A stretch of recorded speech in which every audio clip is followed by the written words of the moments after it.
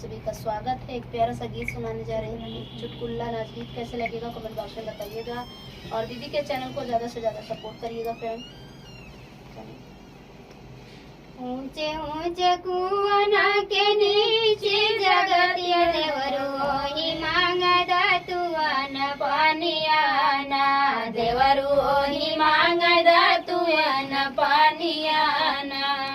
ऊंचे ऊंचे कुआं के नीचे जगतिया देवरू ही मांगदा तुअन पानियाना, देवरू ही मांगदा तुअन पानियाना।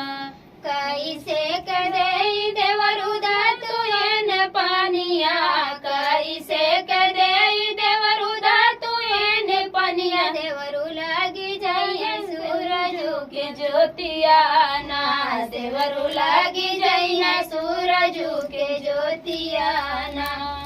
जब तू है लगी है भौजी सूरज के ज्योतिया, भौजी काढ़ी ले पता लागू घुटवाना, भौजी काढ़ी ली पता लागू घुटवाना।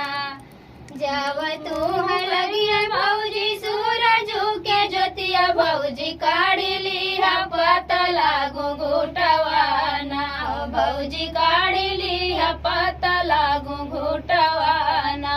जब हम गड़बड़ देवरू पता लागू घुटवा, देवरू मिटी जइए मांगी के सेनुरवाना, देवरू मिटी जइए मांगी के सेनुरवाना। ओ देवरू मिटी जइए मांगी के सेनुरवाना, देवरू मिटी जइए मांगी के सेनुरवाना।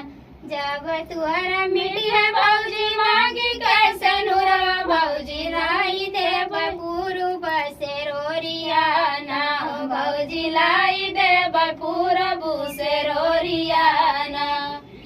जब तू ही लई देवरू पूरब से रोरिया, देवरू भैया तू हर मरी है हम तानवाना, देवरू भैया तू है मरी है हम तानवाना। जब तू है भौजी हो भैया तनवा मरी है, भौजी लई के चलब तू है माधुबनवाना, भौजी लई के चलब तू है माधुबनवाना।